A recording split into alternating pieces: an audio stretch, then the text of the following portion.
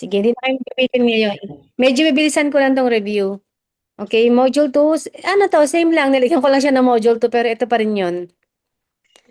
Yan, objectives natin, syempre, para mas maintindihan mo yung negosyo mo, paano mo siya gagawin talaga ng tama, at mas ma-appreciate mo si MCore, para magkaroon ka ng clarity, paano mo ba siya talaga gagawin, tsaka, para ikaw mismo magkaroon ka ng vision, tapos mabuo din yung value sa sarili mo, tsaka yung system, maging mas confident kang i-share siya sa ibang tao.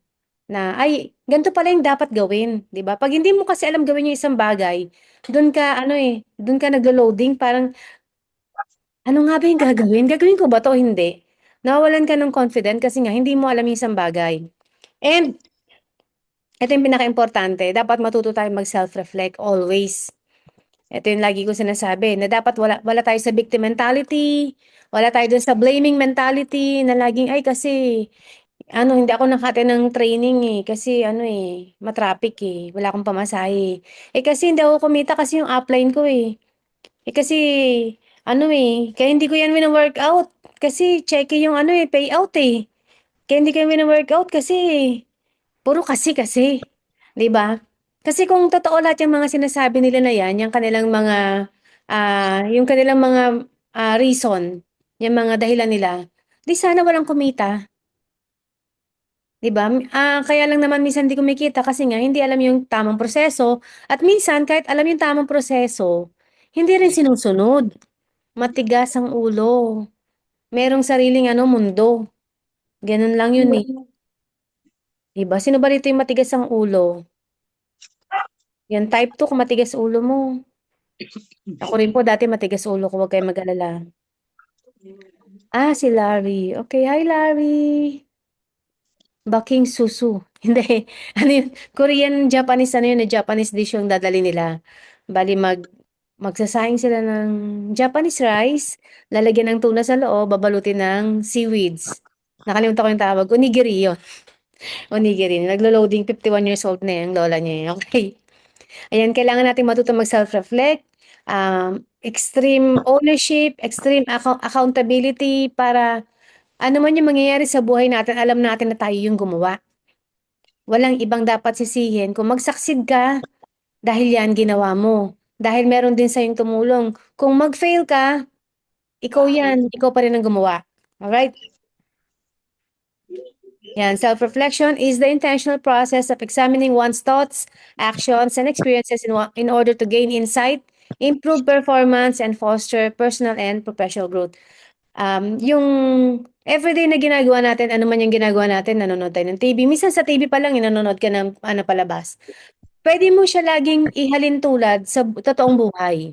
For example, The Walking Dead. Sinong nanonood ng The Walking Dead dito? Paki-type 7 kung nanonood ka ng The Walking Dead. Ayan, si Ate Lu nanonood daw siya. 'Di ba sa The Walking Dead, kung papanoorin mo siya, paulit-ulit na lang zombie, kundi zombie, tao ang kalaban. Kasi minsan yung pinapanood nating pelikula, representation yan ng buhay natin. Yung mga zombie, sila yung mga challenges. Sila yung mga takot natin. Tapos yung mga tao na 'di ba minsan do'n ang kalaban nila tao na mismo. Baka puwedeng 'yun yung mga kaibigan natin na tumraydor sa atin, mga gano'n. So, lahat ng maririnig natin, mapapanood natin, gagawin natin, nakikita natin sa iba, lahat ng nangyayari sa buhay natin meron tayong matututunan. Huwag nating aalisin sa sarili natin na alamin natin, ano ba yung natutunan ko sa lesson na 'to? Kunyari nahirinan ka, kaya tilo kunyari nahirinan ka, nagmamadali Opo. ka uminom ng tubig, tapos halos mamatay-matay ka hindi ka na ano, hindi ka makahinga dahil sa hirinan mo. Meron kang natutunan dun. Ang tanong ko sa'yo Ate Lu, anong natutunan mo dun? Ah, Wag pong ano, nagmamadaling kumain, yung subo Ayun. ng O wag magmamadaling kumain, wag magmamadaling uminom. Kasi 'di ba, hin 'pag ginawa mo kasi yun, merong mga consequence lagi na nangyayari kapag ginagawa natin lagi yung mga hindi tama, hindi angkop. Ayan. Para tayo magkaroon ng growth, mag-improve tayo, tapos yung buhay natin, hindi lang tayo basta nandito sa MCOR para kumita, kundi malaman natin ano ba yung purpose, bakit ba ako nandito ngayon, bakit ko ba siya ginagawa.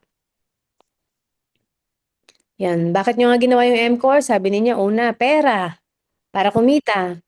Yung iba, sumali na inspire, natuwa dun sa speaker, nakarelate.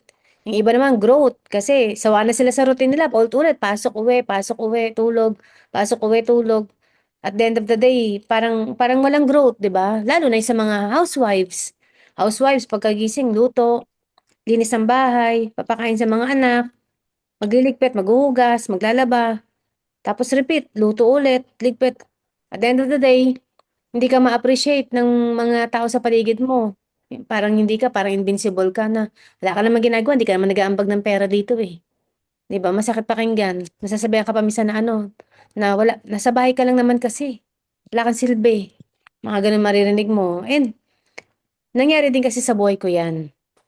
Yung mga bagay na yan, kaya ko siya naikukuwento. Mahirap ikwento pag hindi nangyari sa'yo eh. And yung iba, desperado. When I first joined MCOR, I joined because of the product. Gusto ko lang maging healthy.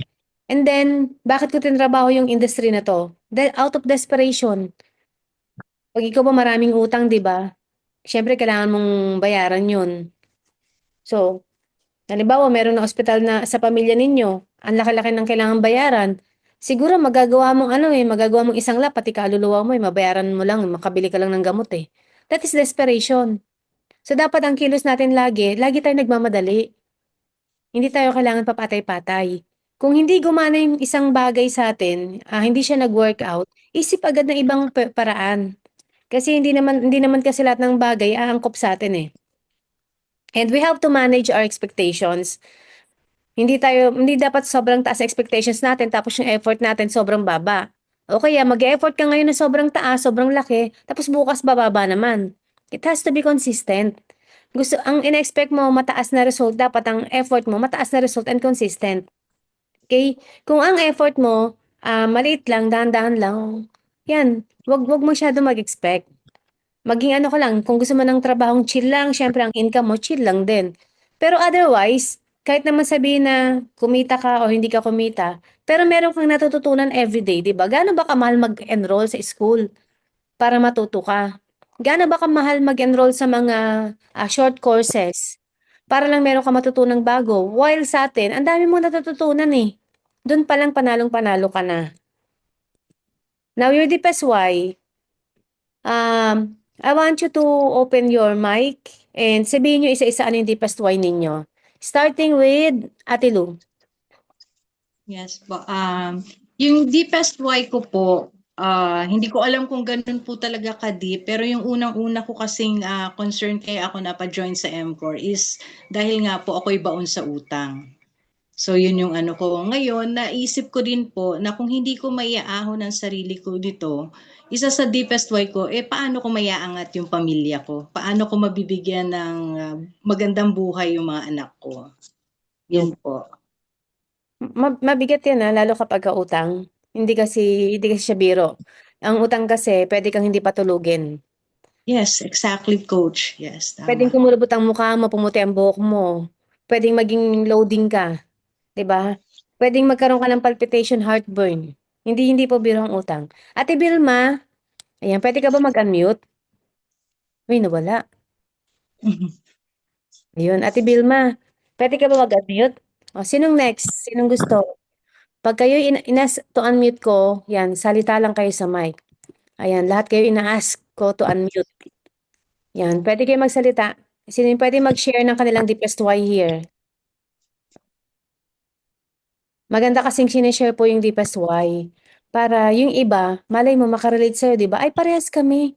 Parehas kami ng ano, ng deepest why, ng goal, ng intention. Ayan. Pa-unmute po. Amazing life, everyone. Ayun, amazing life, Brother Edgar. What is your deepest Yun nga. why? So, yun po, deepest why ko talaga yung family ko dito sa, ano, Laguna na maahon ko sa kahirapan at syempre, yung ma-settle ko na lahat yung mga problema sa financial. Kasi grabe yung, pag, ah, sa company kasi dati, nung nandun ako, talagang baon ako sa utang. So, salamat sa IMCOR kasi ito, may chance pa pala na makawala talaga dito. Kaya, pupursigihin ko talaga to na ma-achieve yung Kasi nga grabe yung effort lang talaga ang kailangan. Kaya salamat sa Panginoon, binigyan pa ako ng buhay, kalakasan para makuha ko yung success na to at gigiling ko pa tong buhay ko na makatulong naman sa iba para Amen. ma-inspire naman yung ibang tao. Kaya yun po, salamat po sa Panginoon. Okay, yung iba, pwedeng paki-type na lang yun yung mga deepest why. Yan, mabilisan lang, type yun lang ano yung deepest why ninyo. Yan, sabi ni Ives, para sa mama ko po, kasi kami magkakapatid. Siya po kasi kami magkakapatid. Kaya gusto ko talaga tulungan si mama at para pag natuloy ko ng pag-aaral ko, hindi nahihingi pa sa magulang ko. Okay. Gusto mong makapagtapos ng pag-aaral para makatulong ka sa mama mo, alright? Yung iba, lalo pag siyam kayo magkakapatid, no? Ang lagi ko nga sinasabi sa mga nakakasama ko dati, yung mga mini-mentor ko, na hindi bali nang hindi ka makatulong. Huwag ka lang maging pabigat. Tama o tama? Kasi minsan hindi mo alam paano ka makakatulong. Okay lang, hindi ka makatulong, pero huwag ka lang maging pabigat. Yan, maging milyonaryo ang mga team ko at yung matulungan ko silang matupad ang pangarap nila. Yung iba, additional income kasi nagsusupport sa gawain sa church. Wow. 'Di ba? Ang sarap pong tumulong sa church. Siyempre nagbabalik tayo kay Lord eh. Hindi naman kasi din alam niyo yun, yung mga kinikita natin ngayon, galing din naman sa kanya yan eh. So nararapat lang talaga na magbalik tayo. Sabi ni Hannah Flores, makatulong po sa family financially and physically, makatulong sa church building at maging successful someday. So yung success kasi subjective eh. Depende sa measurement mo ng success. Pagka naka-accomplish mo yung isang bagay mong, kunyari, nag-goal set tayo. Nagawa mo yung gina-goal set mo in 3 months, success na yon. Kunyari, meron kang gustong gawin bukas. Sabi mo, sana ma-close deal ko to. Na-close deal mo, success na yon. So, very subjective ang success. Depende na lang yan sa perspective natin. Diba? Wag tayong maging masyadong hard sa sarili natin. Kung merong unang dapat na nagmamahal sa sarili natin, tayo rin. Wag natin masyadong parusahan. Okay po ba yon? Sabi ni Jonah, first po, maging good health at makaraos sa mga gastusin lalo na sa utang. Okay? Tama naman. Sabi ni Ate Mila, di pasway ko makabili ng lupa at mapagpatayuan ng bahay ang tatay ko at makatulong din sa mga kamag-anak at kaibigan. O, di ba? Ah, masasarap yung magaganda yung mga intention ng mga bawat isa eh. Para sa mga anak namin, pagod na din sa employment at hapit ba yon? At hapot na din na may bigay ko ang maginhawang buhay sa parents ko kasi ang tagal ko ng employed, 22 years. Hanggang ngayon, nangangarap pa din na bago bawiin Lord ang mga magulang ko, may paranas ko sa kanila. Bilang anak, makabawi sa sakripisyo na sa akin. Hindi naman kailangan na sobrang extravagant minsan para lang makabawi tayo sa magulang natin. Siguro simple na lunch date, dinner date, ipasyal lang natin sila sa like park, yung magagandang mga sceneries, 'di ba? Hindi naman kailangan na yumaman ka kaagad eh. Kasi paulit-ulit ko rin 'tong naririnig kila pastor, sa ibang mga mentors na hindi mo kailangan yumaman bago mo gawin yung mabuti para sa magulang mo, para sa mahal mo. Bago mo maparanas sa kanila yung masarap na buhay. Yung simpleng magluto ka lang, adobo, dalan mo yung magulang mo. I think it's enough. Ma-appreciate nila yan. Tama ba ako? Yung puntahan mo yung magulang mo sa bahay nila, tulungan mo sila maglinis ng bahay, I think that's enough. Kasi wala namang hihilingin din yung magulang natin na mahirapan pa tayo or mapagod. Alam ko ang hinihiling din nila maging mapabuti yung mga anak nila. Pero syempre, habang ginagawa natin yung mga small small tokens para sa magulang natin, sa parents natin, gawin natin yung best natin everyday. Lalo na sa pag-e-MCOR. Ito yung goal natin, di ba? Para pag nagawa natin yung best natin, habang tumutulong sa magulang, di pak na pak. Ang sarap, magugulat ka lang one day na ang magulang mo nadala mo na sa Disneyland, nadala mo na sa Vietnam. Sabi ni June, ma-provide ko needs ng mga bata, lalo na sa pag-aaral nila, sa tuition nila at mabigyan ng magandang future. Yeah, very good father. Sabi ni Cecil, ako coach for now, makabayad sa mga utang at ma-provide ko basic needs ng family ko, lalo na mga anak ko, at mabayaran lahat ng bills monthly. Lalo at solo ako nagko-provide ng family ko. Si Cecil kasi is, maliban sa solo parent, siya ay breadwinner. Yan, masipag, mabait. Diba? Sana all, mga anak ganyan, na willing to sacrifice para sa pamilya nila. Sabi ni Manong Jojo, maging healthy at makaahon at maging financial freedom. Yan. Yan ang goal. Sabi ni Ellie, di pesway ko yung mga anak ko, ayaw kong maranasan ng mga anak ko yung mga nararanasan kong hirap. Of course. Pero, yan din yung dating mindset ko eh. Pero sabi nga ng best friend ko, hayaan ko daw na medyo mahirapan or magkamali yung anak ko. Kasi pag hindi raw nahirapan at hindi raw nagkamali, hindi daw matututo. At hindi niya ma-appreciate yung masarap na buhay. Kung laging masarap yung ibibigay daw natin sa anak natin. Ayan, ayan. Thank you, Michi. Sabi ni Gladys, my deepest why matulungan ko din po yung mga nagtiwala po sa akin sa business at para sa pamilya. Yan. Family ko, magulang ko, balang araw makabawi man ako sa kanilang sakripisyo sa akin, makalaya sa kahirapan, at makatulong sa iba. Grabe, makalaya sa kahirapan, di ba? Sobrang imprisoned. Oo. Oo. Oo, hindi madaling maging mahirap. Hindi madaling yumaman. Paghirapan na natin yung pagyaman. Sabi ni Marlene, makatulong sa family at hindi makabayad sa mga bills. Yan, gusto daw niya makatulong sa family at makapagbayad sa mga bills. Isa sa prayer ko na makatulong sa iba, most especially sa family ko, pwede palang hindi na, basta di ako pabigat. Salamat coach, narinig ko yan. Totoo naman po yan eh. Hindi baling hindi ka makatulong kung wala kang kapasidad pa sa ngayon, pero wag ka na lang maging pabigat. Tsaka remember this, kung lahat kayo, hindi na kayo menor de edad sa family, meron ng mga may edad na, dapat lahat nagtatrabaho. Hindi pwedeng ikaw lahat ang sasagot sa family mo. Kasi paano sila matututo? Paano sila magiging independent? Ano mangyayari sa kanila? Magiging sila, soccer bird. Ano yung soccer bird? Linta. 'Di ba? Yun ba yung gusto natin? Pag nawala ka, kawawa sila. Saka pa lang sila mag-a-adjust. Dapat as early as now, natututo na silang magsikap, magpursige sa buhay nila. Kumita, makapag-ipon, makatulong. Kasi kung wala nang hanap buhay, 'di ba? Wala nang hanap buhay, wala nang nabibigay, doon pa nakikikain, hindi pa bigat. Sabi ko nga, 'di ba, hindi ka makatulong, huwag ka lang maging pabigat.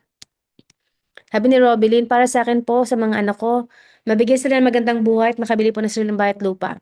Para hindi maranasan yung hirap na naranasan nung malit pa ako katulad nila at makapagbayad din po ng mga utang. Ang daming anak to ni Robilyn, grabe. Masyado kasing mahabang buhok. Oo, praying for your success, Sis Robilyn, basta continue ka lang, wag kang wag kang hihinto, dire-diretso kasi wala kang karapatang mapagod. Bilang ina ng napakaraming anak, tandaan mo 'yan, wala kang karapatang mapagod. Sabi ni Annabel, "The best way ko po ay family ko magkaroon ng extra income na magbibigay laya sa mga kautangan." Ay, by the way, Sis Annabel, yung nag-pay in sa'yo, remember nung nag-chat ako sa'yo and na-message mo na ba siya? Nakuha mo na ba yung details? Okay, para ma-encode mo siya. Sabi naman ni Glenda, makatulong sa family naming mag-asawa, both sides, at gusto ko na makita na financially stable na super GFAM ko. 'Di ba? Masarap kasi yun eh, na soon, lahat tayo mag-zoom. Kunyari, 2027, tapos lahat kayo may kotse na, lahat kayo may bahay na, tapos nakikita-kita na lang tayo sa sa Vietnam, sa Thailand. Uy, Ate Lo, mag-Thailand naman tayo next week. Oo ba, coach? Kasi meron ka ng kapasidad. 'Di ba yun yung masarap, yun yung goal na yung mga ka-team mo lahat, nagmi-meet-meet na lang kayo sa ibang bansa. O, punta tayo ibang bansa, maganda kayo ng 30K. Tapos hindi na nagiging issue ang pera. Kung hindi issue ang pera, saan yung gustong pumunta? Yan, thank you po, coach. Yan, sarap nun, sarap. Makatulong sa family at mga anak para makatulong ako sa anak ko mabigyan ng magandang buhay. Ilan taon na yung anak mo? Kuya Ray? Ano pa ba sila? Menor de edad? Ayan, Ko, sabi yes, Kuya Ray. Ilan taon na yung mga anak mo? 25 na ho yung panganay ko. Yung bunso, Yung bunso ko, 23. may mga trabaho na. Yung bunso ko, wala pa. Yung panganay ko ay may asawa at anak na ho yun. Pero tapos na sa pag-aaral. Tapos na po. Okay. Oh, it's time na para sa sarili mo naman, Kuya Ray.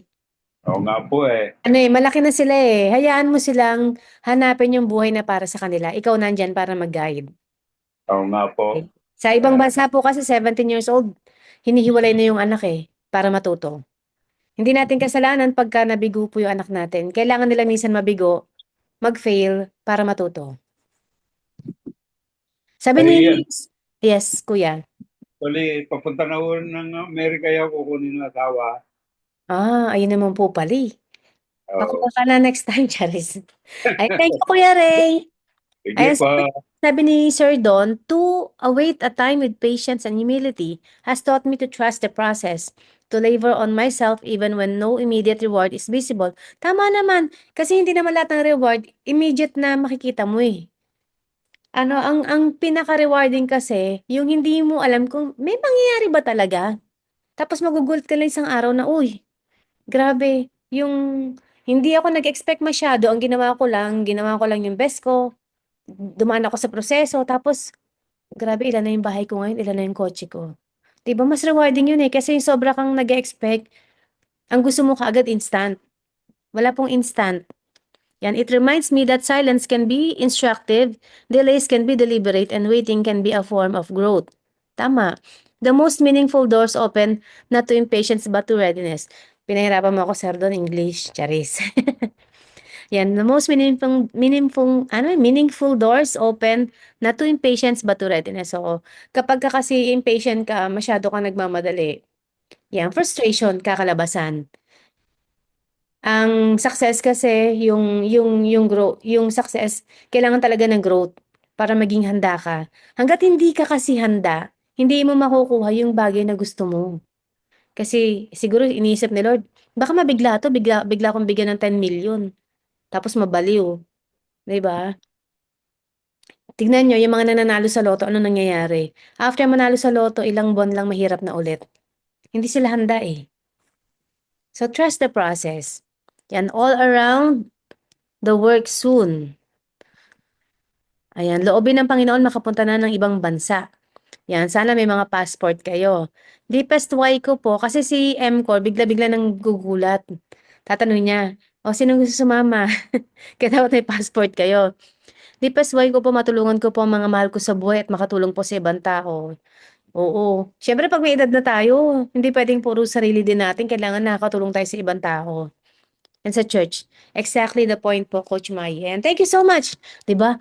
Grabe mga deepest why nyo. Ayan, kumuntik na maubos yung laway ko. So ngayon, alam nyo na yung deepest why ninyo. Yan, nasagot nyo na. Kasi yan yung magsisilbing purpose. Bakit ka kailangan gumising? Bakit mo kailangan gawin si MCOR? Bakit ka nagpapakahirap? Diba? May mga tao dyan, maririnig kayo, napapakahirap ka dyan, wala ka namang kinikita. Punta ng training, tapos, ano nangyayari?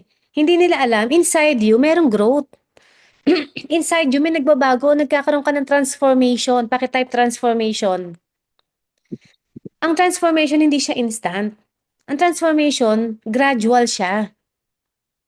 Even ako bago ako nagkaroon ng transformation, 5 years. And kapag ka kasi mababaw yung iyong reason, bakit mo ginagawa ang isang bagay, konting ulan lang, tutumba ka. Pero kapag ka malalim at alam mo yung gusto mong kunin, kahit pa yan bumagyo, kahit pa lumindol yan, tatayo ka, babangon ka. Yan. Sino dito yung matatag? Ayan, handa ka bang harapin lahat ng bagyo, lahat ng unos, makuha mo lang yung pangarap mo? Handa ka bang maghukay ng napakalalim, 30 feet below, under, para makuha mo yung kayamanan? Yan, type yes, kung kaya mo. Sabi nga, ang success, para dun talaga sa mga gutom, para dun talaga sa mga lumalaban, nagpupursige. Yan, our purpose in MCOR is not only to build income, but to build lives. Hindi ka nandito sa MCOR para lang kumita. Nandito ka, yung mga magiging business partners mo, yung mga magtitiwala sa'yo, ikaw yung magiging daan para magbago din yung buhay nila. So sabay kayo magbabagong buhay. Restoring health, creating opportunities, and rising leaders who will impact families and communities. makakatulong ka na sa health, makakapag-create ka pa ng oportunidad sa kanila na mabago yung buhay nila, mabago yung sarili nila, at eventually, maging leader sila. Hindi mo pwedeng sabihin na, wag mo sabihin na ano na, ay, grade 2 lang ako eh, paano ako magiging leader? Wala po sa ano yan, wala po sa tinapos. Nasa puso po yan ang pagiging leader. Kung handa kang baguhin yung sarili mo. Yan, who will impact families and communities. Yan, sabi nga ni Ate Lou, impact, tumatak. Diba? Kailangan tumatak ka. Kailangan magkaroon ka ng silbi sa mga kasalumuha mo. Meron silang matutunan sa'yo. Meron silang ma-pick up. Meron silang, um, yun, basta yun. And now, alam na natin ang iyong deepest why. Now, let's proceed to your process. Kailangan na nating magplano. So, sa process, syempre, kailangan muna mag-goal setting. Yan, pakitype ulit. Magkano yung gusto ninyong kitain hanggang April? 100 days. 21, wala na 100 days. 90 days na lang may plus. Magkano yung gusto ninyong income? Yan, si Risa, 300K. Kanina, ginol set ko sila. Alam niyo ba, minsan kasi, kahit narinig na to ng iba, pumapasok lang dito, lumalabas dito, hindi nila masyadong na-internalize. Kaya ulitin ko lang to very quickly. Yan, 300K kay Teacher Glenda. Yung iba, 300K. Ulitin ko ha. Yang i-declare ninyo, kailangan isulat nyo sa notebook ninyo. Why? Kaya ka mag-goal setting, hindi para maging, panaginip. Hindi para maging, tawag mo dun? Hindi ka nag-hallucinate. Yang goal setting, target mo yan. Ang ibig sabihin, pag sinulat mo yan ngayon, gagawin mo ano man ang mangyari. Mahirapan ka man, gagawin mo siya. Kasi pag wala kang gino-goal, wala kang tina-target, hindi magiging intentional ang galaw mo. Walang mangyayari sa pag-network mo, sa pag-MCore mo, o kahit ano pang ginagawa mo. Naiintindihan po ba? Okay, 100K. O yung iba magkano? Yung pakitype. Yung goal natin should be specific, measurable, attainable, realistic, and time-bound. So may deadline. Dapat, makatotohanan. Hindi ilusyon. Okay? Pag sinulat mo yan, papanindigan mo yan, ha? Hindi pwedeng, ay, sinulat ko lang kasi gusto ko eh. Hindi. Sinulat mo yan kasi gagawin mo yan. O Ibes, magkanong target mo? Pakitype. Lahat ng target ninyo, magiging accountable kayo dyan. Magiging accountability partners nyo, ako. Yung mga kasama ninyo. Ayan, pakitype. Ayan, si Ibes. Magkano Ibes? Yung totoo. Dapat makatotohanan. Magkano ang iyong gino-goal? Okay na mag-type ni Ibes. Kasi nakita ko nag-type siyang 300. Walang masama kahit ilagay mo dyan 1 million eh. Pero ang gagawin mong kilos is pang 1 million. Ganun yun. Hindi ko naman sinabing mangarap ka lang ng mababa. Ang gusto ko mangarap ka lang muna sa ngayon ng makatotohanan. First 3 months or first quarter lang ng taon.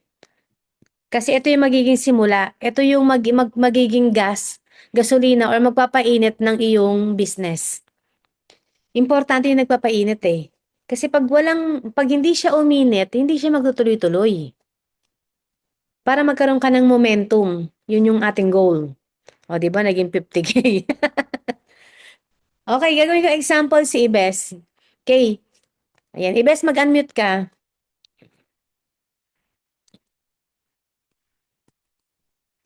Yan, pag nag-goal setting, syempre, ang next question dyan, nilagay mo na kung magkano. Paano mo kukunin? Let us study math.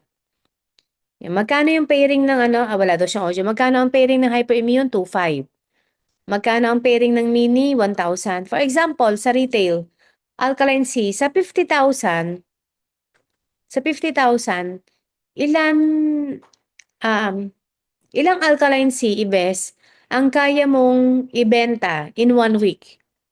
Yung mapapromise mo sa akin na ibebenta mo kahit anong mangyari. Ilang boxes ng alkaline sea ang ibebenta mo sa isang linggo? Patay kung patay. Ganun ang goal, patay kung patay. Ate Lu, ilang boxes ng alkaline sea ang ibebenta mo sa isang linggo? Yung papanindigan mo.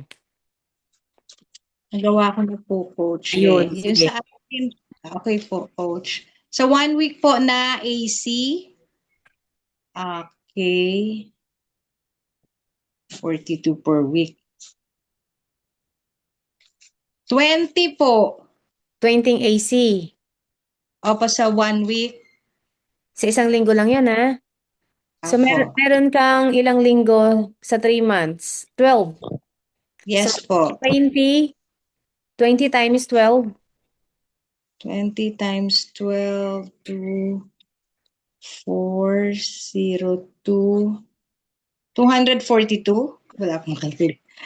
Teka lang, Wait mag-open po. ako ng calculator para hindi ka mahirapan.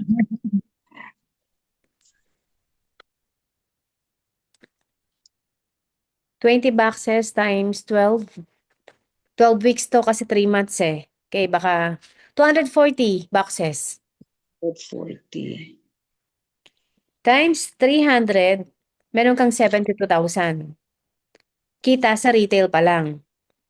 So that can be assorted. Pwedeng mix, pwedeng meron kang alkaline sea, pwedeng restore. Now again, Yes. that 20 boxes has to be intentional. Parang ititreat mo yung 20 boxes na yan sa isang linggo na pag meron ka, nasa harapan mo na yung 20 boxes, kailangan ibenta ko to. Kasi kota ko to sa sarili ko. Pag hindi ko to nabenta, mapapahiya ako sa sarili ko. Pag hindi ko to nabenta, parang sinabi ko na hindi ko makukuha yung pangarap ko. As in, ganun ka kaseryoso. Last question, Ate Lu. 20 Yes po. talaga. 20 talaga. Per week po? Oo. 7 days, 20. Biglang napaisip eh.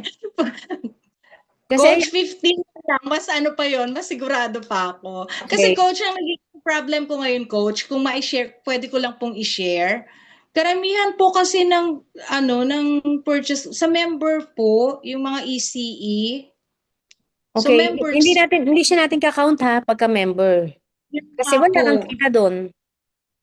Exactly po. Oh, what about 10 boxes per week? Medyo ano ba siya, mas realistic? Yes, yes, coach. Oh, 10 boxes. Kasi ang gusto natin, yung gagawin mo, alam nating mahirap, pero kayang-kaya mo. Apa. Yes, coach. So, dapat first day of the week pa lang, nag-iisip ka na kung sinong bebentahan mo. Para first Apa. day of the week pa lang, kota ka na. Eh, malay mo, first month pa lang, na-reach mo na yung kota mo. Pag times 12 yan, 120 boxes times 300, that is 36,000 pesos. Kung Yes, 10 coach. box lang ha, minimum. Dapat ito yung pinaka-bare minimum mo. Apa. 10 boxes. Eh, the restore, kung alka white, di mas maganda. Yes po. Happy ka Okay. naman sa 36,000 sa 3 months. Yes, coach. Happy na. Sa products, apa. Okay, pero hindi ka pa dyan tapos kasi 100K yung goal mo, di ba? Apa. Yes po. So, sa mga 100K dito, parehas din ang i-goal ninyo. Okay? Pag wala ka kasing tina-target, naku, ilusyon yan. Kailangan may targetin ka talaga. Pag nakita mo na, uy, ano na, ang target ko is 10 boxes. Teka, wala pa akong nabebenta. Mabahala ka na. Kailangan mag-isip ka na mag-isip, paano mo siya ibebenta. Sino kayong bebentahan ko? Maghahanap ka ngayon sa Facebook, lalabas ka sa kapitbahay mo, lalabas ka sa comfort zone mo para mabenta mo siya. Kasi by doing that, napapractice yung iyong selling skills. By doing that, napapractice yung iyong communication skills. Okay, pag wala kang ginawa, tititigan mo lang, di mo talaga mabebenta. Pero pag nasa isip mo, kailangan ko itong ibenta, gagawa at gagawa ka ng paraan. You have to you have really to try and do that exercise. Ngayon, kung kayo ay 100K ang sinulat ninyo, yan, pwede nyo gayahin kay Ate Lou. 10 boxes weekly ang ibebenta nyong Alkaline C. Yan, pakisulat ha. That is for 12 weeks, 3 months. Kapag nagawa nyo yan, meron kayong 36,000 na profit. And may I suggest, kapag kayo'y nagbebenta, dapat may notebook kayo. Sa notebook ninyo, nakasulat ang date, ano yung nabenta ninyo. Yan, kunyari dito, date, ano yung nabenta ninyo, magkano yung nabenta, tapos sa dulo, profit. Para sa ilalim, makukompute ninyo, magkano yung kinita ninyo in a week, in a month, para ma-appreciate nyo. Kasi pag wala talagang nakasulat, ay nako. Ganyan kasi ginagawa ko before, wala pa akong network, nagbebenta lang ako. So, yan yung pinang-post ko, yung mga benta ko. Ganyan, ang pangit pa na sulat ko, sabi, nakalagay dyan sa dulo. Uy, kumita ako ng 10,385 one week. Pipicturan ko yan, papost ko. Grabe, 10,385 sa mga ano ko, sales ko ngayon. Ang saya-saya lang kasi kung nagtrabaho ko as call center, ang sweldo ko dapat 15K a month. Biruin nyo, isang linggo lang, 10K. Benta-benta lang ginawa ko. So, mas na-appreciate ko yung ginagawa ko, na-appreciate ko ang buhay, at namamotivate ako. Ako mismo yung nagmamotivate sa sarili ko. Gawin nyo yan, mag-post kayo. Lagi kayo mag-post ng mga gratitude post. Kung saan kayo grateful, para namamotivate kayo. Kunyari, nakabenta ka ng 5 boxes. O, wow, thank you Lord.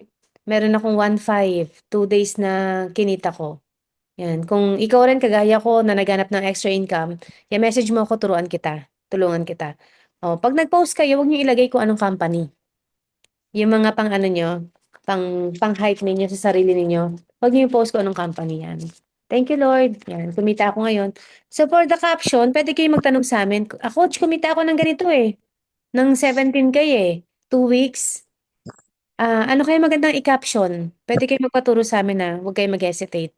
36,000 pa lang Ate Lu ha. So out of Yes po. 100K. So meron ka pang magkano? 64. 64. Yes. Sa 64,000, example, puro hyper, divided by 2.5. So kailangan mo makapagpapay ng 26 hyper in 12 weeks. So at least 3 hyper ka every week. Madali, mahirap. Sa pay-ins po, mahirap po. Okay. Yun yung ano mo reality mo today Totoo naman din, mahirap. Okay? Valid yan. Ganto kasi yan. Okay? Kung ano yung focus mo, yun ang mangyayari. Kung ang focus mo, kailangan meron akong papapayin ngayon, 3 tong week na to. Araw-araw yun yung sinasabi mo sa sarili mo. Maniwala ka sa akin ng magnet mo. Kailangan meron akong mapapayin. Ituro mo, Lord. Sino, Lord, ang prospect ko today? Lord, gusto ko ng magiging member na masipag, mabait, hindi reklamador, committed siya, tapos madaling kausap. Dapat specific. I-try niyong gawin everyday. Yan ang sabihin niyo. Kung hindi mo man ma-hit yung goal mo this week, bawi ka next week. Kapag hindi mo pa rin nagawa next week, bawi ka ng next week. So what's going to happen? Halimbawa, hindi mo na-hit yung goal mo. Kailangan mo ng 26 na pay-ins. Kunyari, nakapag-pay-ins ka lang within 3 months ng 6. Kunyari, 6 lang. Okay, 6 times 2.5, magkano siya? 15K. Magkano yung kaninang benta mo? 32 po. Ay, 34. 36. 34 ba? 36. 36 po. 36. 36,000. Apo. 36. Okay. Let's say for instance, worst case scenario, 6 lang yung napapayin mo. Tapos 51K ang naging income mo, profit mo.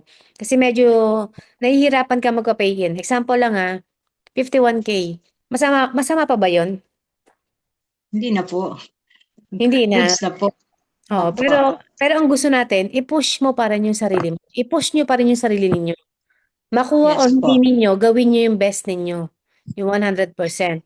Ngayon, Yes, Coach. kasi kapag ka nagawa mo to, halimbawa, may napapain ka 6 lang. Worst case scenario, doon sa mga nabentahan mo, doon ka rin kumuha ng prospect, doon ka rin kumuha ng leads. Sila din yung mga pinrospect mo na maibos, mapa-member.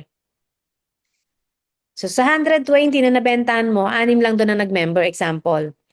Yang 6 na yan, pag nag-join, ang gagawin lang din nila, kung ano yung ginagawa nating process ngayon, yun din. Tatanungin natin sila, ano yung deepest why mo, ba't ka sumali? Ano yung pangarap mo sa buhay? Ano yung gusto mong makuha? Diba? Kailangan kalkalin mo yon. And then, next question is, goal set na. Magkano yung gusto mong maging income within 3 months? Bilang baguhan. Gusto ko ng income na ganito. O halimbawa, ang gusto nilang income, Ate Lou, is, 100K. Pero ang kinita nila is 50K. Parehas mo. Hindi nila nakuha yung 100K, 50K lang. Silang 6. So, 3 sa kaliwa mo, kumita ng 150. 3 sa kanan mo, kumita ng 150. Magkano income mo? 15,000 po. Yung sa kaliwa mo, kumita Okay. ng 150, Ah, 150K. Yung sa kanan mo, 100. kumita ng 150K, 3 sila. Magkano ang kinita mo? 30K po. 150K din. Kung magkano yung kinita nila, yun din ang kikitain mo. Yun yung good news. At least you have something to start. Nagkaroon ka na ng kasangga ng kakampi. Tama. Pero kailangan dumaan talaga sila sa process. Kagaya ng ginagawa natin ngayon, ito yung process. Kailangan mag-goal set para alam nila kung ano yung target nila. Alright? Yes po. Apo, Coach. Okay. So, does this sound easy? Walang madali. Again, walang madali. Kahit wala ka sa MCOR, hindi rin madali ang buhay. So, dito na tayo mahirapan kasi merong pupuntahan.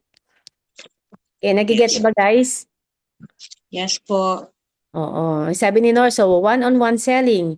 240 boxes, sabi ni Annabelle. Hindi na sumagot si Ibes. Okay? So, ang maganda kasi sa pag-goal set, pag natutunan mo siyang i-compute, pwede mo na siyang ituro dun sa mga magiging members mo. Diba? O, magkano gusto mong kitain? Okay na sa akin kahit 50K. O sige, computan kita ha. Paano mo gagawin? Paano mo tatrabawin yung 50K? Okay lang ba? And then kanina tanong ko sa kanila, ayan, kunyari Ate Lu, nagawa yan ng 6 na members mo. Tapos kumita ka ng 150K mula sa kanila. Ang question ko sa'yo, anong gagawin mo sa 150K? Pambabayad ko po ng utang. Lahat? Hindi po, yung kalahati po products ulit. Invest sa products para meron pong mapapaikot. Kasi maganda rin na hindi lang yung income ang pag-uusapan ninyo. Pag-uusapan ninyo, ano yung plano mo sa kikitain mo? Ano yung plano mo sa kinita mo? Tama, mali. Tama po. Kasi ang iba nabibigla. Kapag kumita ng malaki, kumita ng 300,000, 400,000, hindi nila alam saan dadalhin. Saan pupunta yung pera. Ay, mag-ano tayo? Mag-outing tayo, mag-resort tayo. Hanggang magugulat na lang sila, ubus na. Remember, yung business natin, any business, hindi lagi malakas. Parang ano yan, parang season din. May tag-araw, may tag-ulan. So, lagi tayo dapat nagsasave for the rainy season. Okay? Kapag ka malakas, dapat masipagan. Hindi ka dapat magpapahinga. Dapat i-take advantage mo kapag ka malakas. Pagka malakas yung business mo. Kapag mahina, kailangan mas sipagan mo. Hindi mo dapat i-taken for granted yung business mo dahil mahina. Kailangan mas sipagan mo para lumakas. So, walang ibang option kundi sipagan, maging consistent. Alright? Yes po. May chat. Yan, yes po. Ang business, hindi laging Pasko. Diba? So, gusto ko rin kayong pakialaman kasi sa part na yon na pag kumikita, saan mo dadalhin, anong gagawin mo? So, gusto ko kasi nagsasave din yung mga members for the rainy days. Nagsasave sila for another goal. Kasi nag-goal ka kumita ng 200,000. Anong gagawin mo doon sa 200,000? Pinapakailaman ko sila dyan, ba't hindi ka kumuha ng bahay? Hulugan mo. Ba't hindi ka kumuha ng sasakyan para may ginagamit ka? Pinapaintindi ko rin kung bakit. Okay? Ba't di ka mag-save ka? Kasi hindi lagi malaki ang kita. Para at least meron kang savings. Nakaka-addict po kasi ang pagsasave. Kahit paunti-unti, makita mo yung kita yung pera mo, 20,000, naging 21, naging 23, naging 25, tapos may naging 50, naging 70, na-excite ka. Huwag kang ma-excite na gastusin. Dapat ma-excite ka na dagdagan siya. Dapat ma-excite ka na padamihin siya. Kasi meron kang bigger goals na ina-aim na gino-goal. Okay. Clear po ba tayo ron? Naintindihan po? Yes, coach. Yes po. Kasi to be able to invest kasi, ano yun eh, pag-iisipan mo mabuti. Saan ko ba to i-invest? Kikita ba ako rito? Mababa ba yung risk?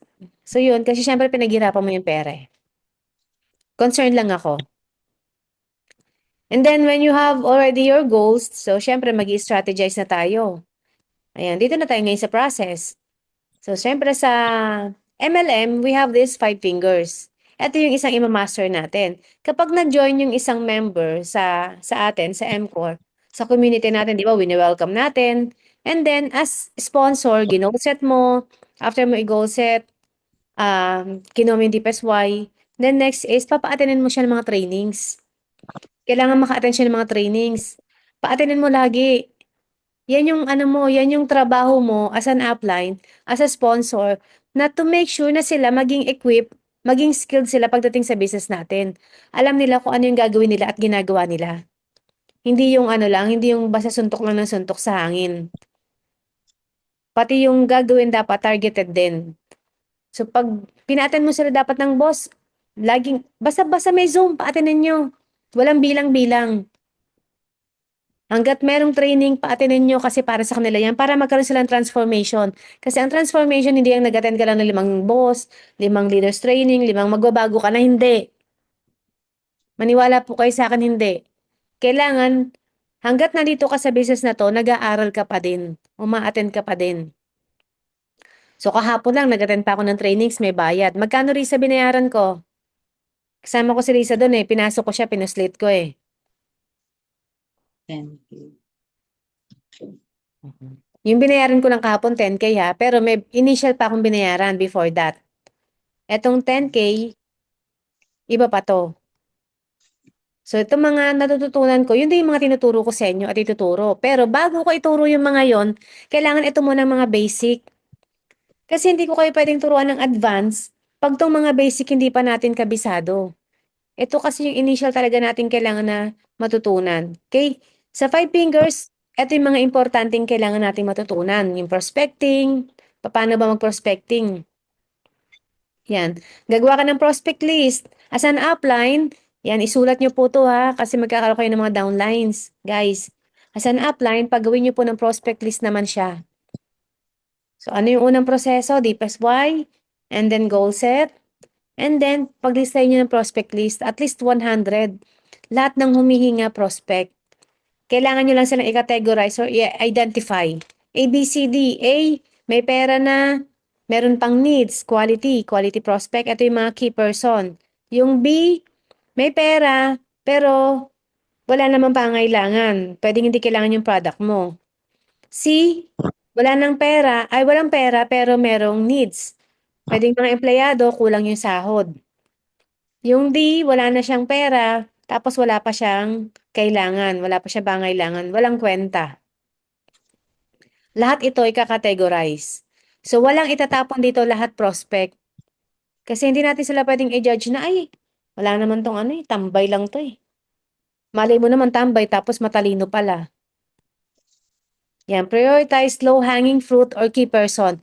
Ipa-prioritize natin lagi yung mga tao na pinakamalapit sa atin na alam natin hindi tayo tatanggihan. Sino yung mga yan? Anak, asawa, nanay, tatay, pinsan, tiyahin, lolo, lola, best friend. Yung mga tao na dating natulungan mo, yan, it's payback time. Yung mga tao dati na mga tropa mo, yan, yung mga malalapit sa'yo. Sila yung mga low-hanging fruit. Yung mga key person naman, ito yung mga supervisor, police, mayor, kagawad, yung maraming mga influence, maraming kakilala. Yan, kagaya ni Mami, sa Balayan. Key person siya eh. Marami siyang kakilala, may influensyang tao. Sino pa ba yung mga key person? Mga doktor na mayroong mga nurses. Ayan. Mas maganda kasi kung sila yung uunahin ninyo. Para at least yung battling rate natin medyo mataas. Then next is inviting. Dito tayo natapos sa last time. Sa inviting, yan, kailangan mo muna mag-stock, connect, categorize kung sino man yung mga nasa prospect list mo. Kailangan i-check mo muna, mag-background check ka, kumusta yung buhay niya. Mag-connect ka. Simpleng pagla-like lang sa post niya. Pagko-comment minsan. Pag sinabi ko minsan, wag obvious ha. Baka mamaya, maya't maya, nagme-message kayo sa kanya. Tapos nagla-like kayo, 100 like na. Hanggang na-block ka na ni Facebook, hanggang ano ba 'to, ang kulit naman ito, like ng like, 20 likes. Makikita niya sa notification niya, ikaw lang yung nag-like. Tapos ang dami pang comment. Pag magla-like and comment po tayo, kahit dalawa lang sa isang araw sa post ng taong pino-prospect natin para hindi naman siya obvious, para subtle lang. Okay? Yan, build rapport, use emotional script. Ang tao kasi is emotional kapag ikaw ay lumapit sa kanila, nagbenta ka using emotional script, mas mabilis silang bumili. Kapag in-invite mo rin using emotional script, madali mo ma-invite, "Hi, Ate Lou, meron kasi akong pinasok na business and meron kami dong mga series of seminars and para maka-graduate ako, para makakuha ako ng certificate, hingi sana ako ng favor. Kailangan ko kasi ng audience. Ikaw lang yung naisip ko ng audience. Kailangan daw yung audience ko, at least, respeto, valuable person, and ikaw lang yung naisip ko na ganun tao. 'Di ba? Inano mo na siya, tini-up mo na kaagad eh. Ikaw agad yung naisip ko na at least daw ang i-invite ko daw dun sa Zoom, yung matatalino, yung marurunong mag-isip, yung mga marurunong mga magtanong, sumagot. Ikaw nang bahala kung anong gagamitin mong script dun sa tao. Kasi pag nakikita niya na, "Uy, ang tingin pala sa akin nito, magaling, matalino," 'di ba? Ano na yung kaagad eh, pride niya na kaagad yun eh. Hindi ka niya matatanggihan. "Invite sana kita sa Zoom para maka-graduate ako. Kailangan ko kasi ng 5. Eh, 3 pa lang yung na-invite ko, pang-apat ka. Okey lang ba? 1 hour lang yun. Attend attend ka ha? Please naman." 'Pag gano'n kasi, hindi sila makakatanggi. Ayan, sa selling, eto din yung ano ko, na-master ko, yung emotional selling. Kapag nagbebenta ako, I always use the word na please, and walang pressure. Yun yung lagi kong ginagamit na words. Para hindi sila, magalit o hindi nila ako i-block in the future kasi hindi naman lahat talaga bibili. Hindi ibig sabihin na hindi sila bumili today or hindi mo sila na-invite today, wala na. Minsan ang iba sumasali after 3 years, after 4 years. Kaya huwag kayong magsusunog ng bridge. Okay, yang process yan. Sabi kanina ni doktora, ang fear daw niya is yung rejection, kung kakayanin daw niya. Sabi ko, "Doktora, rejection is part of the process." Ibig sabihin kapagka nare-reject ka, ginagawa mo yung business. 'Pag hindi ka nare-reject, ibig sabihin wala kang ginagawa. Sabi niya, "Anong gagawin ko 'pag nare-reject ako?" Kunyari na-reject ka, ayaw niya yung binebenta mong products. "Ay, may vitamins na ako eh. Doc, pasensya na." "Ay, okey lang. Nag-try lang naman ako. Pero in case na gusto mong magpalit ng brand, consider mo 'to ha. Nag-alok ako sa'yo ha. Message mo ako." So, you have to be cheerful, wag kang magpapakita ng sisimangot yung mukha mo, "Ay, ayaw niya, nakakainis." Dapat ano ka pa rin, naka-smile. You have to understand na kung ayaw niya, wag nating pilitin, okey, para walang bad blood. 'Yan, do not burn bridges, kasi puwede mo pa rin silang balik-balikan. Kunyari ayaw umattend ng Zoom, "Ay, ayoko niyan, eh, kasi ano 'yan, eh, 'di ba networking 'yan, ayoko 'yan. Nakita ko kasi nagne-networking ka, eh." Okey lang. So, no problem, 'di naman kita pipilitin. Naintindihan kita kasi ganyan din naman ako dati, walang problema, sige lang. Pero pagka may time ka, Kung pwede ko sa i-explain kung ano ba 'to, mas maganda na ma-explain ko sa'yo. Pero sa ngayon, alam ko hindi ka pa ready, it's okay. No problem, God bless. Ganun lang. Huwag tayong maging bitter, okay? Yan, pa-thumbs up kung naintindihan po natin. Hindi po iniiyak ka ng rejection. Mas maraming rejection, mas maganda. Mas maraming failure, mas maganda. Ibig sabihin, papalapit ka na sa success. Pag nare-reject ka kasi, dapat nag-ano ka, nagko-contemplate ka, nagsi-self-assess ka. Ano ba yung sinabi ko kanina? Yung sa una, sa simula, may natututunan ka dapat pag nare-reject ka. Ba't ako na-reject? Ano ba yung mali? Ano yung kulang? Okay? Okay. Nag-thumbs up sila. O, kaya ngayon, huwag na kayo matatakot sa rejection. Kagaya ng kwento ni Coach June. Sabi ni Coach June, um, ang ginagawa nila, nire-reframe nila or nag-ano sila sa isip nila na, kunyari, yung tao na gusto mong i-invite, kaibigan mo, isipin mo daw na pulubi. Tapos winter, malamig. Tapos yung dala mong opportunity is blanket. Gusto mo siyang tulungan. Yeah. Hi Lou, gusto sana kitang invite sa business ko. Alam ko makakatulong sa ito. Pag tinanggihan ka, wag ka daw magalit. Parang tinatanggihan daw niya yung blanket na pwedeng magpa-init sa kanya. Pero pwede mo pa rin daw ipilit. Try mo lang pakinggan, baka magustuhan mo. Hindi, ayoko nga. Ayoko talaga ng ganyan, hindi ako para diyan. Sige. So i-treat mo daw na gano'n na gusto mo lang tumulong at pag ayaw tanggapin yung tulong mo, it's okay. Hindi ikaw yung tinatanggihan niya. Hindi ikaw as a person, kundi yung tulong, yung opportunity. Okay, nagigets? Para hindi po sasama ang loob natin. Okay? Now, done with inviting, presenting. So, presenting, it's another skill na matututunan mo rin. Dati, sabi ko, ano ba yan? Ganyan pala, pagka sumali ka, kailangan ikaw yung mag-present. Ang daming sinabi, paano ko kakabisaduhin? So, kabadong-kabado pa ako noon. Pero again, out of desperation, wala akong pake. Pumupunta ako sa mga tao na hindi alam kung ano yung sinasabi ko. Nagpa-practice ako. Kahit mali-mali yung sinasabi ko, wala akong pake. Ang nasa isip ko lang, at least, ginagawa ko, nagpa-practice ako. Sige lang ako ng salita. Kahit mali-mali, hindi naman nila alam yung sinasabi ko eh. Tapos dire-diretso ako, kailangan mukhang confident ka, di ba? Pag hindi mo naman kasi kakilala yung kinakausap mo, at alam mo na hindi niya alam kung ano yung sinasabi mo, medyo kailangan may ano ka. Hindi naman yabang. Basta confident ka lang. Wag mong papalitan na hindi mo alam kung ano yung sinasabi mo. Wag kang ay mali. Teka lang, nalimutan ko eh. Wag ganun. Idiretso mo lang kahit nagkamali ka, tuloy mo lang. So, sa presenting, you have to master the product, the comp plan, and the mind setting. Etong tatlo na to, importante to. Pero alin kaya dyan yung pinaka-importante? Mind setting. Correct. Kasi pwede kang makapagpapayin kahit hindi mo alam ang product, kahit hindi mo alam ang comp plan. Pero kung gusto mong magbenta, ano dapat ang minamaster mo? Product mastery. Product mastery. Kung gusto mong kumita ng napakalaki, ano dapat ang minamaster mo? Comp plan mastery. Correct. So, lahat ito dapat, as much as possible, talagang aralin mo. Kaya dapat, every night, meron tayong Zoom, uma-attend ka. Walang reason para hindi ka matuto. Hindi ka lang matututo pag hindi ka uma-attend ng trainings. Okay? Kasi parang kanta lang yan eh. Pag paulit-ulit mong naririnig, makakabisado mo din yan. And very open naman yung ating mga coaches para magturo at para tumulong. Oo, sabi nga, ask and you shall receive. Kapag hindi ka nagtanong, ang sagot laging no. Pag hindi ka nagtanong, wala kang makukuhang sagot. Okay? So, kailangan lagi tayong magtatanong. Kung meron kang gustong malaman, magtanong ka lang. Mag-PM ka sa coaches.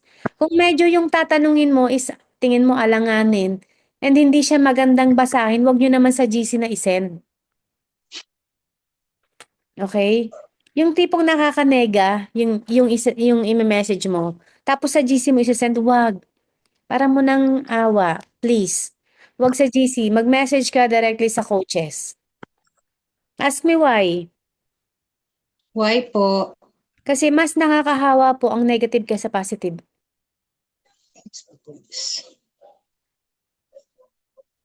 Biro mo ikaw lang may problema, tapos hinawaan mo yung iba, di dumami ang nagkaproblema. Pag negative, mag-PM lang po sa mentor sa upline. Okay? Kung meron kayong gustong malaman, kung meron kayong gustong i-verify, message your upline. Huwag niyong i-message yung ibang grupo. Huwag niyong i-message yung kapitbahay ninyo. Talk directly to the horse. Yan, kausapin niyo diretso yung yung concerned na party. Okay, para walang speculations, para walang chismis. Alright? Okay po.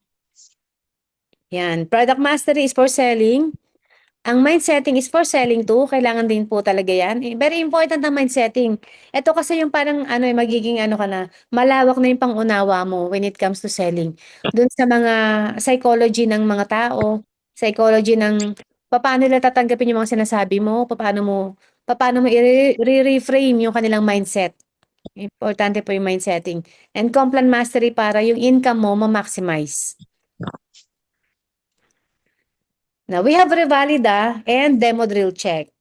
Ito, kunyari, tinatry mo na, nagka-practice ka na, gusto mo talaga matuto, kasi ayoko din ng pressure. Ayoko na may pressure ng tao. Kasi baka minsan pag pine-pressure mo, biglang din ang matend. O, Revalida tayo bukas sa Demo Drill Check, hala. Hindi ko nga alam kung ano yung alkaline C. Hindi natin. So, itong Revalida and Demo Drill Check is dapat, free will. Pagka tingin ninyo, gusto nyo talaga matuto, gusto nyo pa magkaroon ng growth, tingin nyo, kakayanin ko to kahit anong mangyari, attend ako. Dito, pinapractice naman natin paano ka magpa-present. I-check namin kung ano yung kulang, kung ano yung sobra sa'yo. Ano yung dapat baguhin. Eto siya.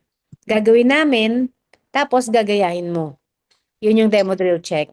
So, Revalida mostly is about product. Paano mo ipapresent yung products. Ayan. Sino rito yung ready na mag-revalida and demo drill check? Parang siya, oral exam. Yan, parang oral exam.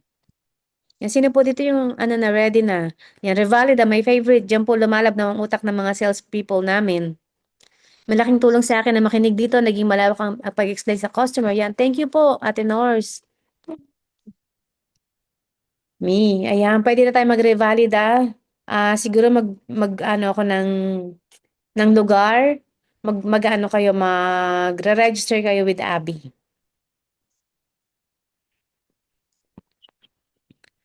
Ayan, and then closing. Yan, importante ba ang closing? Yes or no? Yes po. Of course, di ba? Kasi kahit ang galing-galing mo mag-present, kahit ang haba-haba na sinabi mo, grabe yung mindsetting mo tapos hindi mo na-close, sayang. Hindi mo kinlose eh. Kailangan i-close mo yung sales para maging done deal. Ayan. Sino yung mga nag-chat? Yes, yes. Kailangan i-close mo. Hindi ako magaling sa closing, actually. Maswerte lang ako kasi meron akong hot market. Ano yung hot market? Hindi ko pa kinakausap pay-in na. Kasi nakapag-build ako ng trust sa mga tao. Yun yung mahina ako talaga sa closing, promise. Sinong pinagko-closing ko pag nagpe-present ako? Yung nag-invite sa akin. Kasi ang sinasabi ko kaagad dun sa mga pinepresentan ko, ang trabaho ko po kasi is tumulong, ipaliwanag po yung business, ipaliwanag yung products, ipaliwanag po yung kung ano yung mga kailangan nyo malaman, pero hindi ko po trabahong kumbinsin kayo. Hindi ko po trabahong pilitin kayo. Kaya wala pong pilitang mangyayari dito. Okay lang po ba yon? So doon nagiging kampante, nagiging complacent. Pero, before that, sinasabihan ko yung nag-invite sa akin, kailangan pilitin mo yan ha. Huwag mong sayangin yung effort ko. Kailangan pilitin mo siya at all cost. Mapamember mo yan. Anya, yes coach. So yun, pipilitin niya na lahat ng gagawin na niya yan.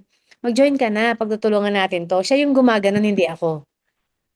So in order for us na ma-close ang deal, kailangan ito matutunan din natin, yung handling objections. We have separate trainings for this, yung handling objections. So next week, meron tayong handling objections. Diba? Paano pag sinabi, Ate Lu, wala akong pera eh. Anong sasagot natin? Wala akong budget ngayon eh. Pasensya na, saka na ako sasali. Anong sasagot mo, Ate Lu?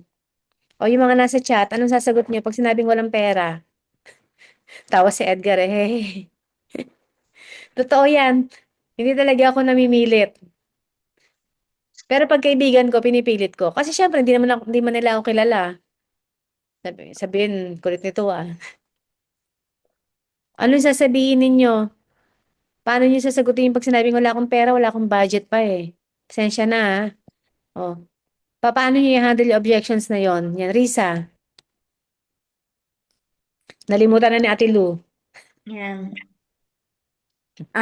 Naintindihan ko naman po kayo, ma'am, sir, na wala po kayong pera sa ngayon.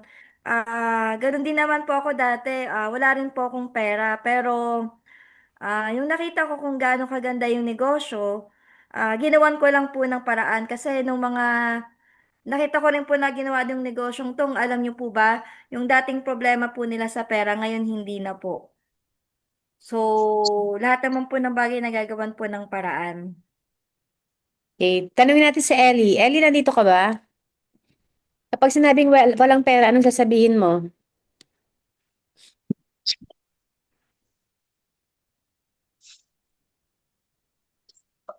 Nandiyan ka ba, Ellie? O ikaw, Edgar? Ah, sabihin ko po sa kanya, di ba po ang sagot ng kung pera ang problema natin, sagutin ng pera. So, ganito po yun. Kung ang pera ang problema natin, kailangan po natin ng paraan para masolusyonan po natin yung problema sa pera. Kaya ito po yung way na makakatulong sa atin para mas ano po natin yung problema natin sa pera. By the way, si Edgar magaling mangulit. Kaya magaling siya mag-close. Pero tama siya, di ba? Pag, alam mo po ba, ma'am, naintindihan kita kasi ganyan din ako dati.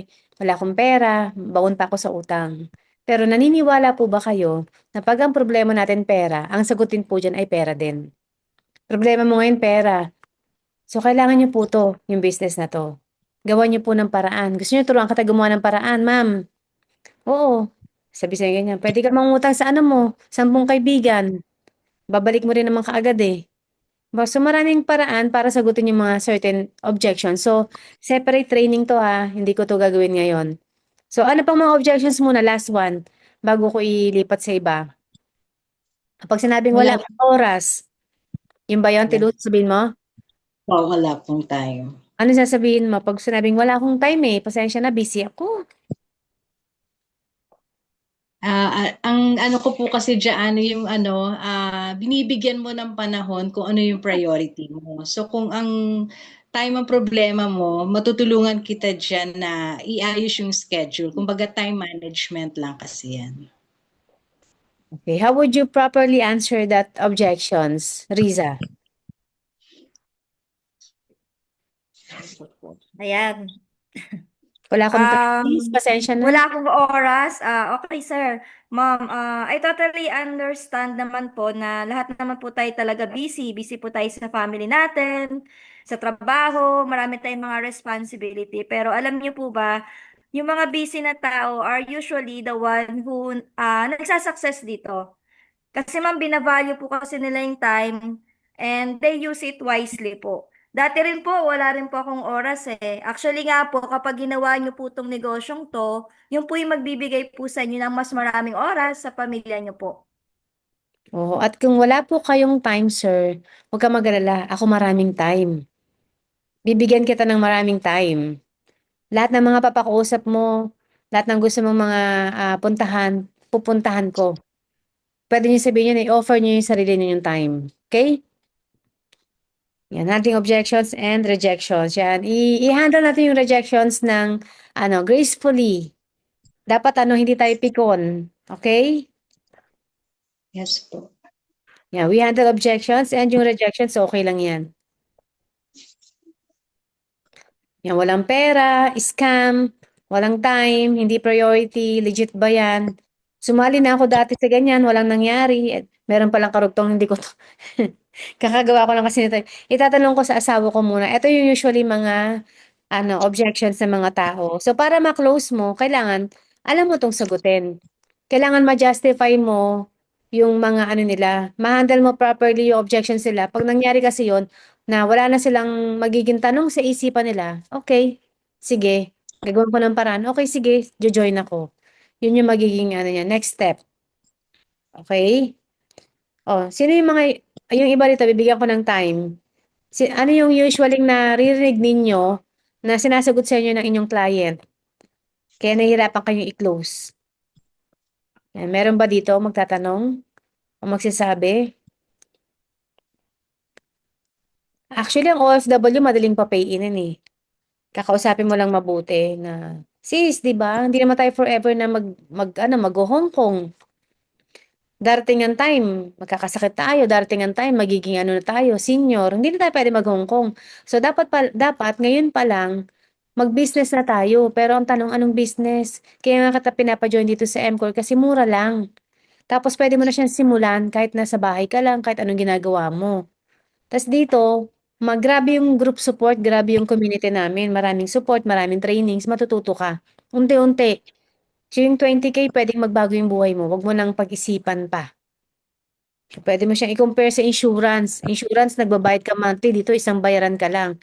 Pero ang pwedeng kapalit sa'yo, napakalaki. Yan, walang question, guys? Something objections? Yan, salamat kila North, siya kay Mercy, masipag mga mag-attend. And then visualize mo yung result. Nasagot mo na yung kanya objections. I-visualize mo yung result para ma-inspire siya. So do this by storytelling na alam mo ba, ito na yung yung mag-share ka na o kaya kung wala ka pang success story ng mga kakilala mo yung gamitin mo. Yung mga upline, yung mga meron ng mga resulta. I-visualize mo result, di ba? Na-imagine mo ba na kung kikita ka rito ng 2 million, pwede ka nang umuwi, pwede ka nang bumili ng bahay, pwede ka nang magbabuyan. Kailangan na visualize nila kung ano yung pwedeng mangyari sa buhay nila kapag binorkout nila ng todo-todo yung business, yung MCOR. Maramdaman nila na pwedeng mangyari. Doon sa pag-visualize, parang, paano ko ba siya explain? Parang ganito. Kailangan nararamdaman niya. So example, pikit kayong lahat. Yan, close your eyes, everyone. Tapos, isipin ninyo, merong mangga sa harapan ninyo. Manggang hilaw. Tapos, merong asin na merong sili. Tapos, malutong yung mangga. Tapos, meron pang kamyas. Yung kamyas, color green, makatas. So, meron ba kayong nararamdaman? Meron ba kayong nabivisualize? From those visualization, meron ba kayong nararamdaman? Nalalasahan? Nakakilig po yung asim. Di ba? So, dapat ganun din kayo magpa-visualize sa kanila. Kailangan galingan ninyo yung storytelling. Na, alam mo sis, pagka ginawa mo to, dumami yung grupo mo. Di ba? Masaya. Dito, ito yung lugar na to, yung plaza. Tapos, puro grupo mo na. Lahat yan tatawagin kang upline. Tapos, lahat yan, pag kumikita, ikaw din kumikita ka. Mabibili mo na yung mga gusto ng anak mo. Tapos, hindi mo na problema yung bakasyon. Makakapagbakasyon ka anytime kasi sarili mo ng pamasahe. You have to dig deeper kung paano mo sa kanya ipapavisualize yung gusto mong resulta para sa kanya. Kasi depende kasi yan sa kausap mo, depende yan sa magiging prospect mo, kung ano yung sa tingin mo na gusto niyang resulta. Nagigets po ba? Yes, coach. Visualize ko kay Ate Lu yung niya, yung gusto niya maging resulta. Kasi sabi niya, di ba, ang kanyang deepest why is makapagbayad ng utang. Yes. Tapos magkaroon ng value, mag-add ng value sa sarili niya. Ate Lu, imaginein mo to.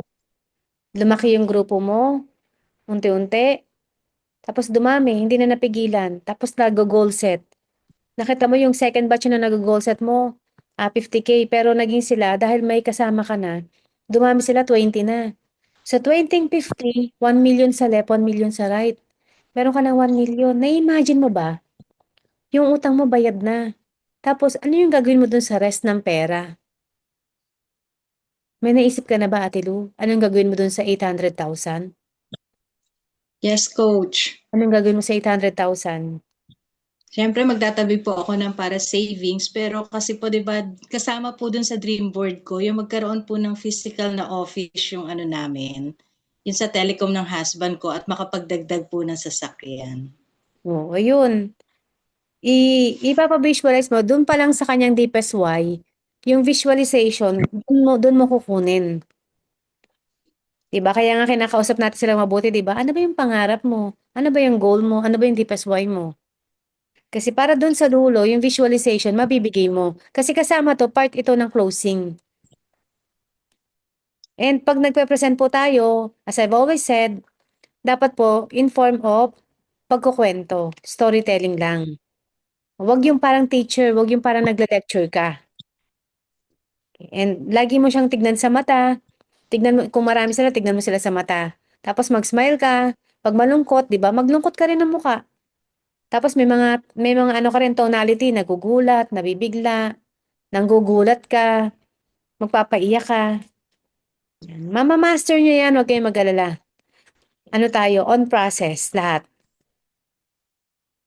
And have a sense of urgency. Kunyari sabi niya, sige, next month na lang ako sasali. Kung sasali ka next month, ba't di pa ngayon? Kasi, imaginein mo, kung meron sa akin sasali, di malalagay ko sa ilalim mo. Matutulungan kita kaagad. Pero kung next month ka pa, di matagal. Ganun din yun, sasali ka pala next month, ngayon na. Sayang naman, baka next month magbago pa yung package, baka tumaas. Kasi tumataas lagi yung package eh. Bibigyan mo siya ng reason bakit niya kailangan mag-decide ka agad.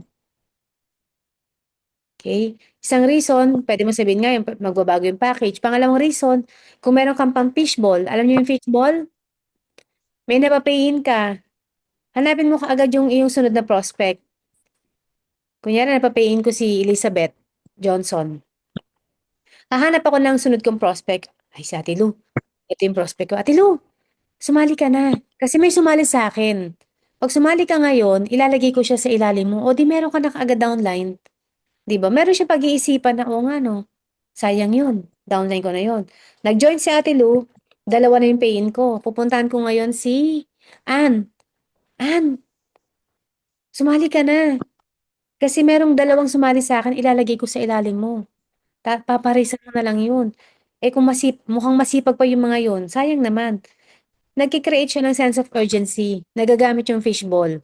At dadami yung pay-in mo. Yan. Kung magjo-join ka next year, why not this year? Yan sabi ni Ellie. Yan, pinatagal mo pa, magjo-join ka din pala. Tama. Nasa CR daw siya kanina. 'Di ba? Gamitin niyo yung fishball kasi very powerful siya. Lalo kung meron kayo napapay-in, 7 accounts, 3 accounts, puntahan niyo agad yung next prospect ninyo. Mo, buddy, sumali ka na. May sumali sa akin 7 accounts. Ilalagay ko sa ilalim mo. May 7 accounts agad sa ilalim mo. Ayan, gamitin niyo yan kay Mami, Ellie, yung ating fishball. Para mas mabilis siya makapagpapay ng iba pa. Now, the follow-up. Importante yung follow-up. Oo, gamit na gamit daw yung fishball. Importante yung follow-up. Why? Kasi minsan may iba hindi talaga agad nagde-decide. So, we have this 48-hour rule. Bakit 48? Habang mainit pa. Diba? Habang excited pa siya. I-follow up mo na. Kasi pag pinollow up mo yun after next week, wala na. Nalimutan na niya lahat ng presentation. Ayun, act while the fire is hot. Kasi pag namatay na yung apoy, uulit ka na naman. Mahirapan ka na naman na siya, i-mindset, kumbinsihin. And if you are trying, you're already winning. Basta nagtatry ka, basta ginagawa mo siya, may sumali, may bumili, walang bumili, walang sumali, panalo ka na. Huwag kang ma-frustrate sa sarili mo.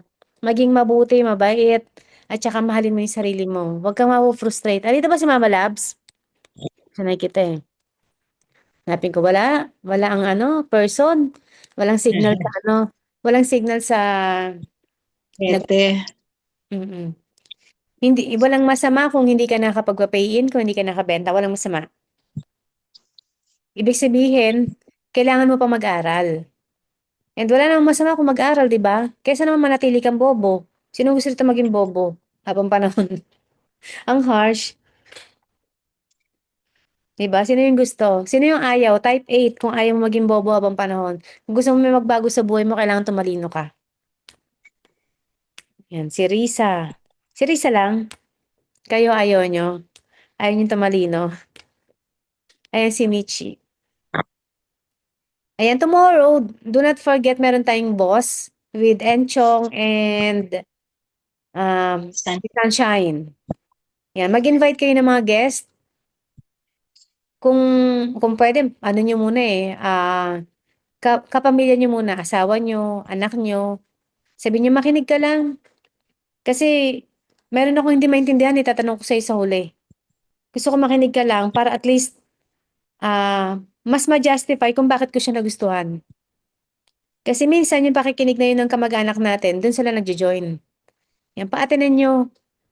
Gawan nyo ng paraan, gawan nyo ng script kung bakit nila kailangang umattend. Ayan, marami palang gustong tumalino. Ayan, with that, tapos na ako. Kala nyo Ayan, may natutunan po ba tayo? O, di ba, eksakto 10? Yes, coach. Alright. Yes po.